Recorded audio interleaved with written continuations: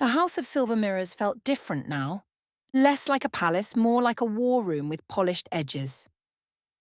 The scent of charred incense still clung faintly to the upper halls, where old enchantments had recently burned out, and new ones were being stitched into place. Eli stood in the central atrium, sleeves rolled up, bracer gloves glowing violet as she calibrated ward anchors along the wall. She worked with her usual muttered commentary and half-channeled sarcasm. "Tell me again why we're upgrading a house built on paranoia," she said, tapping a rune into a stone panel. Lyra crouched beside her, feeding conduit strands through the floor panels with deft hands.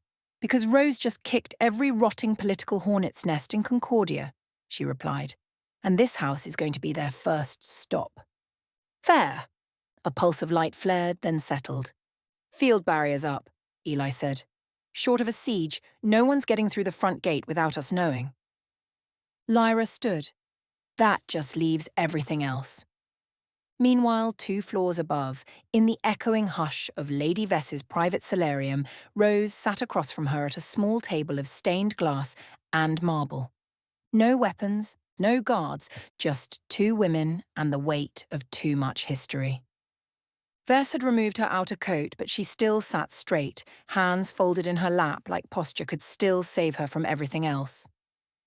Rose studied her quietly for a moment, then said without malice, "You're not stupid. You know I could have ended you today." Vess nodded once. "You didn't." "That's not mercy," Rose said. "That's investment." Another silence. "I want to trust you," Rose continued, voice lower now. "But how do I? After everything?" Vess didn't answer immediately. She looked tired, older than she had earlier, like the council meeting had peeled something from her that no spell could replace. Finally, her voice came soft. "Because I'm still here. I didn't run." "That's not trust. That's survival." "I want to earn it," Vess said, "but I don't know how." Rose leaned forward, elbows on her knees, eyes locked. "Start by telling me what else you've hidden." That landed. Vess swallowed. Then slowly, painfully. She nodded. "I'll give you everything," she said, "even the things I kept from myself." Rose sat back. "Good, because next time I walk into a council chamber, I don't want to be wondering if the knife at my back has your name on it." Outside, down in the entry hall, the security wards pulsed softly, stronger now, sharper. So was the house, so was the alliance, and maybe, just maybe, so were the people inside it. The lamplight flickered against the edges of the old parchment. The ink hadn't even dried yet on the public resignations, but Cale wasn't writing for the record. This page was only for Rose. His handwriting was tight and unadorned, clear, efficient, without waste. Report. Council Chamber. Post-ultimatum observation. Councillor Halrick will not recover from this. He'll offer his resignation tonight. Suggest quiet watch. He may attempt to vanish instead. Verin is undecided. She's looking for consensus, a weak link, but still salvageable if offered the right protection. Marianne is angry, but not impulsive. She's considering counter-leverage, possibly looking for Vess's replacement already. Thorne is still loyal, and still feared.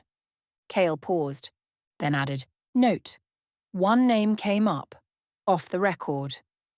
Someone passed her name to a guild intermediary last night. No signature, no seal, just a request. How much to make a fire look like an accident?" He didn't name the sender. He didn't need to. Rose would know exactly what to do with that kind of warning. He folded the page, sealed it with a blank wax stamp, and slid it into a grey envelope with no markings. Then he leaned back in his chair and stared at the map on the wall, small pins tracing council estates, guard rotations, and known escape routes. 5 p.m. had passed, but the real countdown had just begun. The report arrived at dusk. A plain grey envelope slipped beneath the inner door of the upstairs study in the House of Silver Mirrors. No seal, no crest, just presence. Rose picked it up without ceremony. She didn't ask who delivered it. She already knew. The study was quiet. Eli downstairs installing another trigger ward, Lyra outside doing a final sweep. Vess was in her room under suggestion to stay available but uninvolved. Rose sat alone at the desk and opened the letter. She read it once, then again. Her fingers pressed into the page just slightly as she reached the final line. How much to make a fire look like an accident? Her eyes narrowed.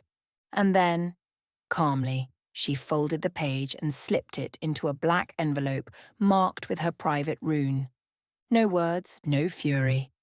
But something behind her eyes turned colder than Concordia's deepest vault. The House of Falling Ash issued a late-night statement declaring a temporary withdrawal from active political engagement. Everyone understood what it meant. No meetings, no votes, no protection. They were cutting ties, hiding behind the smoke they were named for. The House of Red Blades responded with silence, which was louder than a declaration. Their couriers moved in double time, pulling assets out of joint trade agreements, shuttering 2 lower offices before curfew. The market square, once filled with post-rain bustle, slowed as word spread. Scribes whispered the names of councillors who hadn't shown themselves since morning. Tavern owners asked about that fire accident they'd heard near the embassy wing. Nothing confirmed, nothing denied.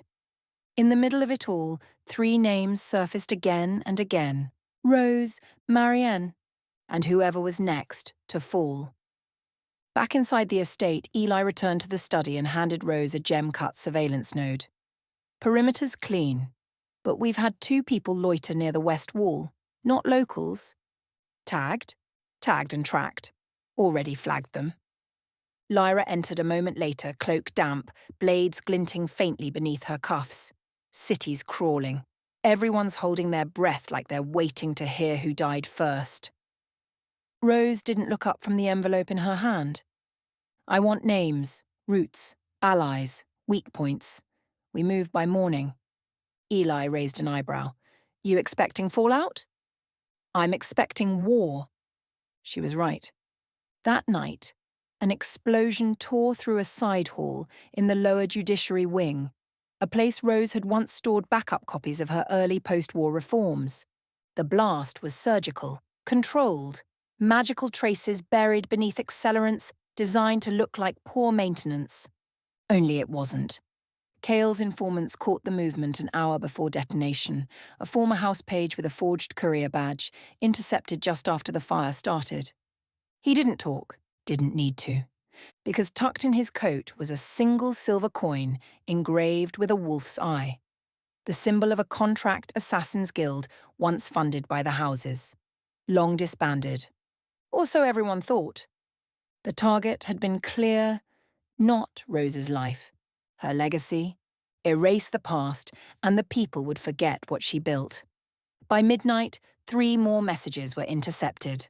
1 requesting passage out of Concordia. 1 attempting to purchase a silence contract on a mid-level officer. 1 traced back to a councillor's aide. No name, just motive. Cut her reach before dawn. Back in the study, Lyra laid out the reports in order. Eli reinforced the door seals, and Rose stared at the map of the city now covered in new red markers. Then, quietly, someone just chose the first move. Lyra said nothing. Eli cracked her knuckles. Rose reached for her coat. We choose the second. The city was quiet by the time Rose left the House of Silver Mirrors. Not peaceful, just watchful. The kind of quiet that knows something is about to break. She wore no cloak, no insignia, no armor, just her long coat, half-buttoned, and the weight of truth moving beneath it. She didn't take the main roads, she didn't need to. Her path cut through the sleeping veins of Concordia, through maintenance alleys and old patrol routes, along rooftop lines that once served as extraction paths when assassins still stalked the high walls. She moved like someone who had never left. The name she'd traced wasn't highborn, but it was protected. Varn Elcor, former intelligence broker, now posing as a ledger merchant in the Western Quarter. A man who survived the Black Dawn by selling maps and names to whoever looked like they might win. He was smart, But Rose was already inside before he realized he should be scared. The back room of his shop was dark, humid, crowded with stacks of falsified paperwork and decoy relics. Vaughn leaned over a desk, quill in hand, cataloguing something that didn't exist. He didn't hear her come in, but he felt her. The air shifted, pressure folding around the edges of the room like it knew her name better than he did. He turned just in time to see her standing in the doorway, hands at her sides, expression unreadable. "Lady Rose." "Don't," she said. The word cut the air. He swallowed. I didn't know it was your building. I swear. I was just paid to—" She took one step forward. The temperature in the room rose. "I'm not here to lecture you," she said. "I'm here to confirm." Vaughn's eyes darted to the shelf where he kept a concealed rune trigger. He never reached it. Rose raised one finger, just a flick, and the wood beneath the shelf ignited, flames coiling around it like a serpent baring its teeth. Vaughn backed away fast, hands raised. Okay. It was a drop order. Courier from the Binding Vows estate. No crest, no direct payment, just a sealed pouch and a name. Rose's eyes narrowed. Which name? Vaughn hesitated. She took another step. The fire didn't grow, it watched. "Councillor Verin," he said, voice cracking. "The request came under her proxy tag. I didn't question it." Rose nodded once. She extinguished the flame with a gesture. Not water, just pressure. The fire died like it had been told to stop. "You're going to vanish," she said. "Now. New name, new life. If I see your face again, you won't need a second warning." Vaughn nodded furiously. "Gone, I swear. Gone by dawn." She turned to leave, but paused at the door. "Leave the scroll on your counter," she added. "The one with the courier's crest. I'll take it from here." Then she was gone. Vaughn didn't move for several minutes, but when he did, he left the scroll and Concordia behind. Councillor Viren lived in a tiered estate built into the cliffs above Concordia's east rim, more glass than stone, a symbol of modern neutrality and transparency. Rose had always hated that design. She walked through the front gate without knocking. 2 outer guards looked up. One reached for a weapon. She didn't stop. By the time they realized who she was, they stepped back like the wind had shifted and their bones remembered something their minds couldn't. She found Verin in her upper solar, half draped in a silk shawl, sipping tea from a lacquered cup, pretending not to hear the footsteps echoing up the stairs. She didn't look up when Rose entered. "Lady Rose," she said lightly, "you've had quite the week." Rose stepped fully into the room. "So have you." Verin finally looked up, her expression poised. "Is this about the hearing? Because I assure you, it's about the fire." The words landed like stone. Verin blinked once. "What fire?" Rose stepped closer. "The fire set by a contractor operating under a proxy seal tied to your estate. Same courier routes you used during the Black Dawn siege. Same seal key that was declared destroyed 6 years ago." Verin's smile faltered, only slightly. "I don't know what you think you found—" "Stop." Rose's voice didn't rise, but the room cooled. Even the enchanted lanterns dimmed slightly. "I've let a lot slide this week," Rose said. "I let Vess keep her seat. I let Marianne posture. I let half this city remember what it's like to sweat." She paused. "Let that settle. You don't get to play innocent, Verin. You sent someone to erase what I've built. Not my body, my work, my record. And that tells me something." Verin swallowed once. "And what's that?" she asked, tone low now. "That you're afraid." Rose reached into her coat and pulled out the scroll Vaughn had given her. She dropped it on Verin's pristine glass table. The weight of it, truth, proof, warning, cracked the illusion of control. "You have 2 options," Rose said calmly. 1, you resign by sunrise, quietly, take your coin, your pride, and whatever scraps of legacy you think you've earned, and disappear. Verin opened her mouth. Rose held up a hand. Or 2, You stay, and I burn down everything with your name on it, publicly. I will lay your deals bare. I will list your betrayals one by one, and I will never stop. Varen's voice shook just slightly. You wouldn't. I branded Thorn in open daylight. Silence. I don't bluff, Rose said. She turned, her coat flaring slightly at her heels. 1 hour, Varen. And with that she left the estate. No guards moved, no doors closed behind her. Only the echo of her footsteps, and the weight of a choice that had already been made. The streets of Concordia were still slick from a passing mist, the kind that didn't fall like rain, but clung like memory. Rose walked them without her usual urgency, not slow, just measured. The city had felt her hand today. She could feel it pressing back. She didn't go back to the House of Silver Mirrors. Not yet. Instead, she turned down a narrow corridor, past a shuttered apothecary, and a fortune stall no one had touched since the Black Dawn collapsed. At the end of the street, the sign swung lazily on its rusted hook. The Broken Shield. Inside, it was just as she remembered. Low fire, dim lighting, tables that had seen more secrets than sunlight. And at the back, seated in his usual shadow, was Cale Varner. He didn't look up, didn't need to. You're late, he said. I wasn't invited, Rose replied, sliding into the seat across from him. Cale tapped the table twice. A barkeep who knew better than to ask brought 2 glasses, one filled, one waiting. Rose took the poured one, didn't ask what it was. Didn't need to. They sat in silence for a full minute before she finally said, Varen has an hour to vanish. Cale nodded slowly.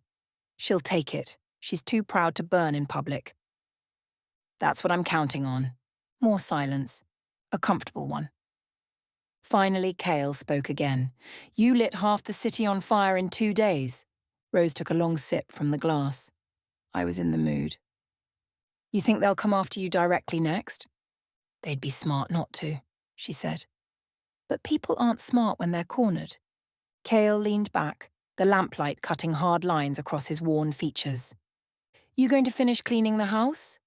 I'll let the ones still hiding think I'm done. He smiled, barely. I almost feel bad for them. No, you don't. Fair. Another drink. Another silence.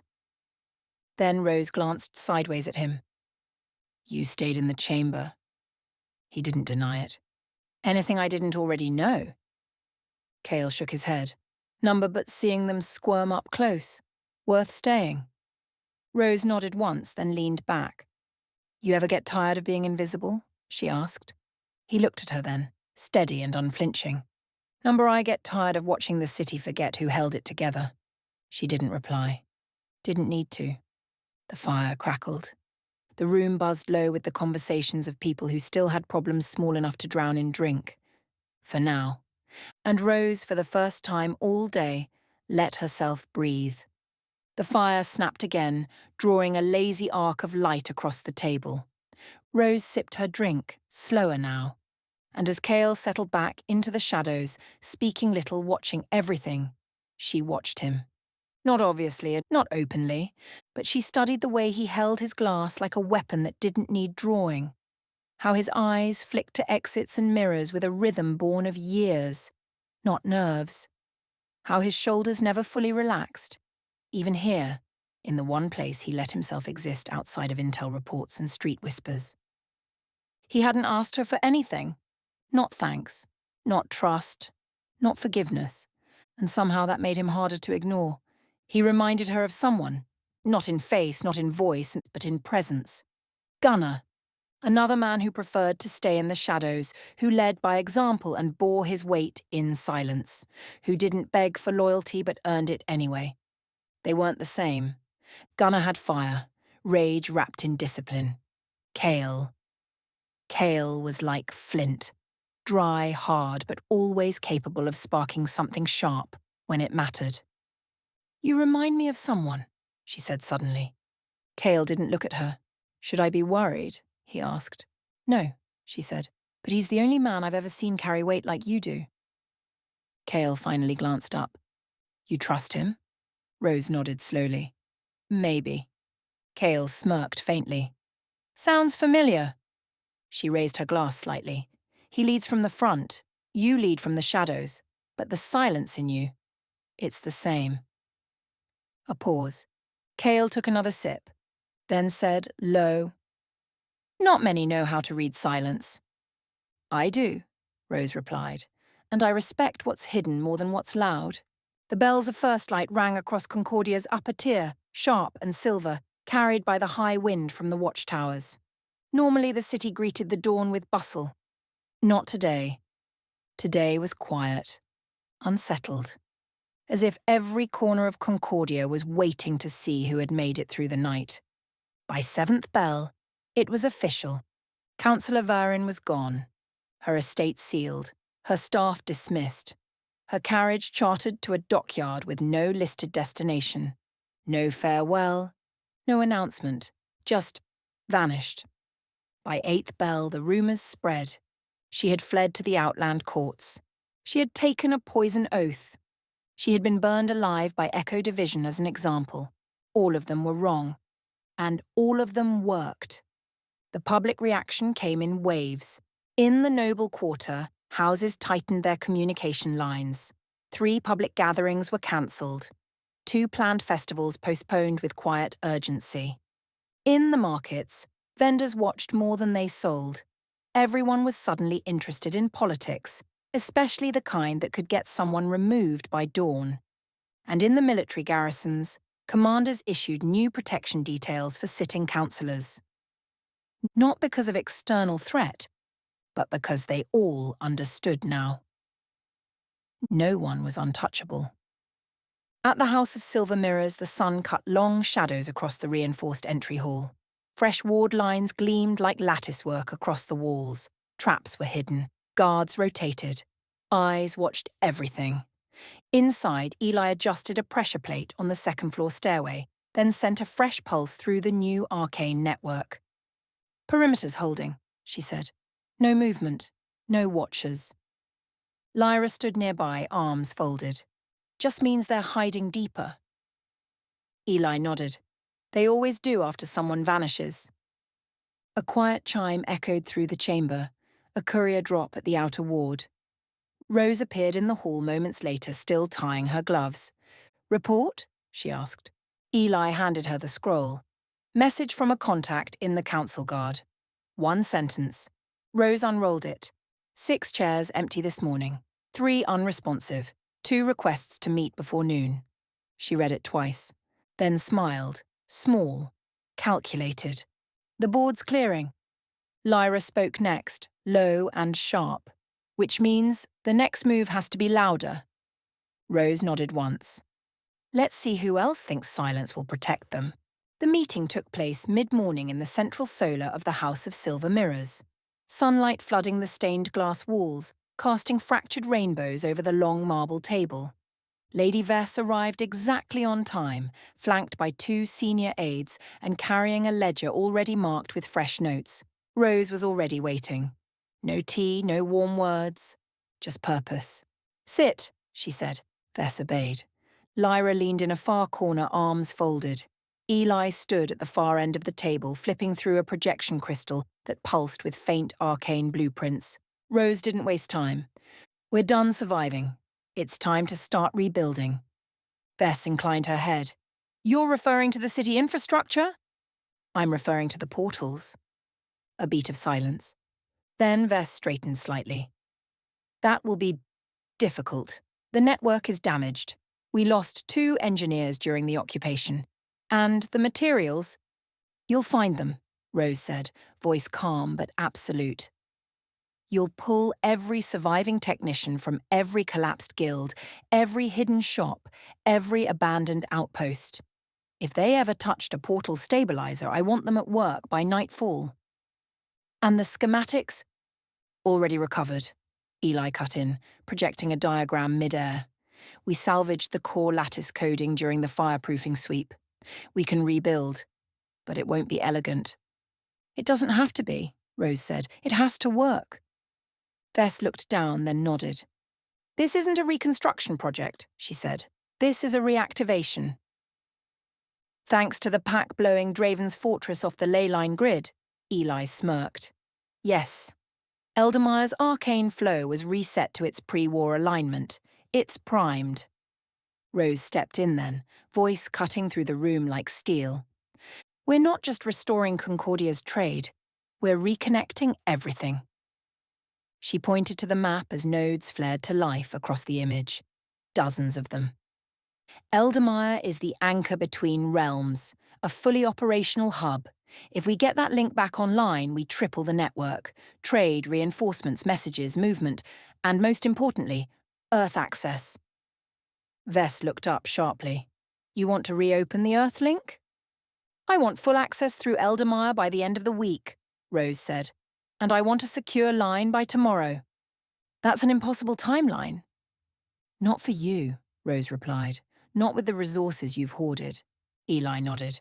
I can stabilize the uplink nodes, but I'll need your best builders, not the ones still hiding behind broken sigils. Vess exhaled. I'll issue the recall immediately. Rose leaned in slightly. Good, because if Eldemire's back online and Concordia rises with it, we won't just recover. We'll dominate. By midday, the council chamber was full again. But this time, there were no whisper campaigns. No secret alliances exchanging glances behind folded hands. There was only one name on everyone's mind, and she was already standing at the centre of the floor. Rose. No guards, no entourage, just presence. And this time, when she stepped forward, they didn't look afraid. They looked expectant. Marian sat quietly, expression unreadable. A few chairs remained empty, permanently so. But the others leaned in, curious, uncertain. Rose didn't let them wait long. Yesterday we reset the balance of this council. She let that statement breathe. Today, we begin resetting the real lines. She turned slightly, gesturing to Eli and one of the summoned architects now laying out schematics along the side panel. The portal network is being reactivated, one gate at a time, prioritized by trade, security, and ley line strength. Murmurs began immediately. A councillor from the House of Iron Rivers leaned forward. Are you saying inter-realm trade is resuming? Yes, Rose said plainly, starting with Eldemire. That silenced the room. She continued. The destruction of Draven's fortress realigned the ley lines. That event stabilized Eldemire's node structure and re-established the foundation for earthbound linkage. Now even Marianne sat up straighter. Rose let the implications land. Concordia's isolation ends now. Our economy will strengthen. Our allies will return. Our place in the realm hierarchy will be unshakable, provided no one tries to sabotage this effort. Her eyes drifted just slightly to a few remaining councillors, then back. I'm not asking for permission, but I am offering partnership. She stepped back just a pace. You want to be seen leading this city? Then stand up and lead with me. The silence that followed wasn't fear. It was respect. Hard won. Grit forged. Thorn stood first, and then two others, and slowly the room followed. The arcane hum in the portal chamber was subtle but alive. Rose stood beside Eli as the final containment ring was bolted into the floor. A seven-pointed lattice surrounded by layered glyphwork, its edges glowing faint violet as the ley line energy trickled in. You grounded the resonance manually? Rose asked, crouching beside the stabilizer housing. Eli smirked. Didn't trust the automated circuit. I hand-threaded it with reinforced ward cable. It'll hold, unless someone throws a realm quake through the link. Rose inspected the etching along the base. You modulated the translation delay. Of course I did. You're not the only one who can read Old Mechanist. They shared a brief grin, but beneath it the tension still throbbed. This wasn't just a gateway. It was the heartbeat of Concordia's future, and if it failed, so would everything Rose had fought for. Eli stood and activated a crystal gauge hovering near the central node. Energy's stable. We're almost ready. Not yet, Rose said. Let them squirm a little longer. Let the city breathe it in before we open the doors. Across the manor, the House of Silver Mirrors buzzed.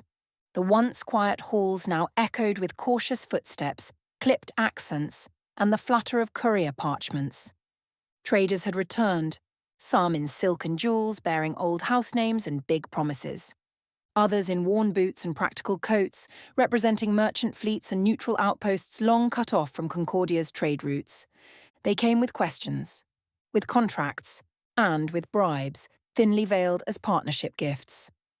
Rose didn't greet them personally. Not yet. She moved like a shadow between wings, observing, listening, watching Vess. Lady Vess stood in the formal gallery-turned-receiving room, flanked by a senior steward and a rune scribe. Her posture was graceful, her tone polished, but Rose saw the tension behind her eyes. Still she moved smoothly, negotiating docking rights, resupply schedules, temporary customs waivers.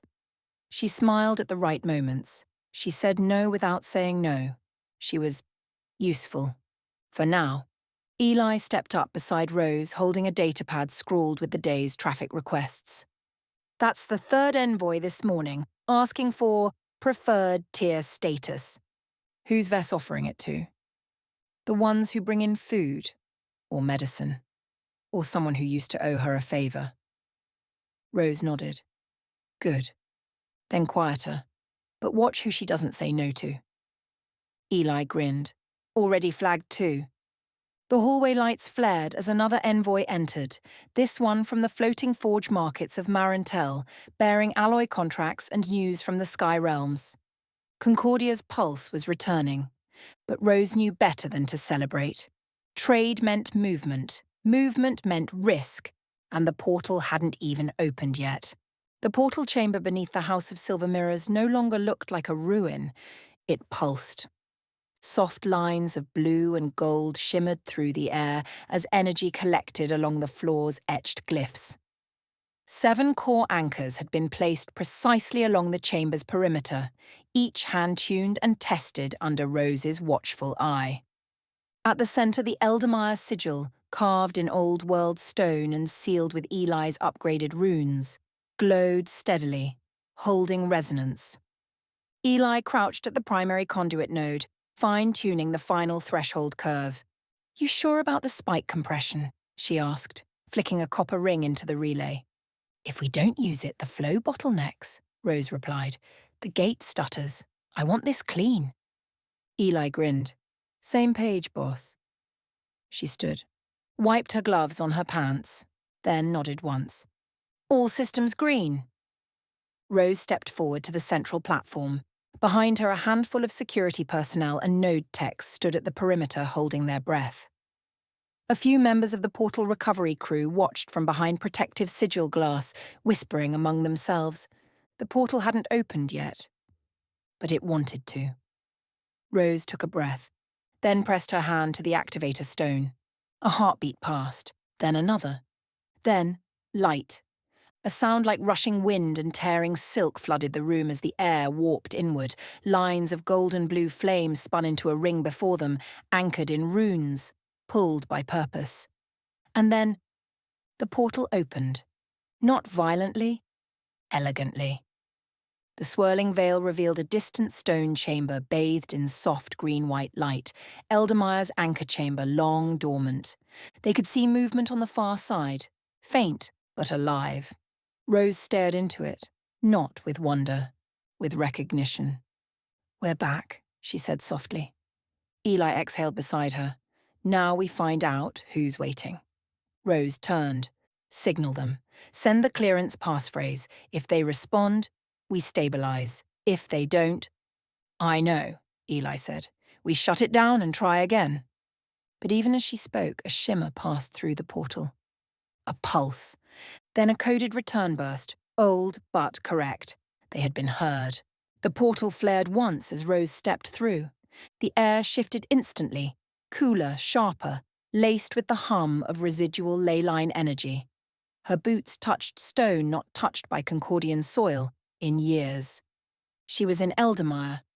The chamber was an old-world bunker, carved from reinforced rock, inlaid with ancient stabilizing glyphs, and reinforced by elven craftsmanship, during the rebuilding efforts. Crystal lamps bathed the room in a muted silver-white glow. And she wasn't alone.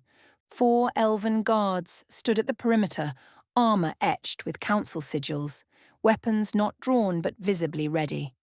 Their posture was respectful, but alert. And at the centre of the chamber, Clara. She stood tall in tactical elven armour, hair tied back, hand resting lightly on the hilt of her dagger. Beside her, tail twitching, eyes sharp.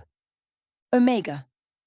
The young wolf stood nearly shoulder-high now, muscles lean, eyes intelligent and calm. He let out a low whuff of recognition as Rose emerged, then padded forward slowly. Clara gave a sharp nod. Welcome back. Rose took in the room, then stepped off the arrival platform. Portal stabilised. Clara nodded. Fully.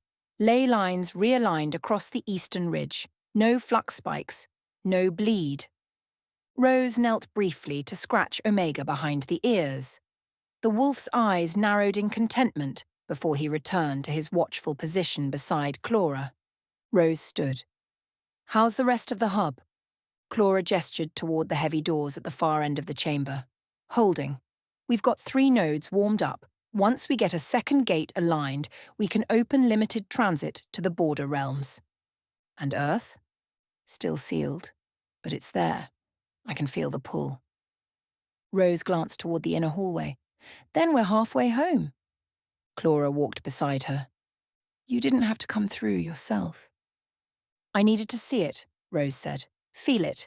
Make sure no one buried anything in the walls. They paused at the central node console, where another elven technician stood monitoring pulse output. Clara looked at her again, more serious now. This is going to change everything. Rose nodded. That's the idea.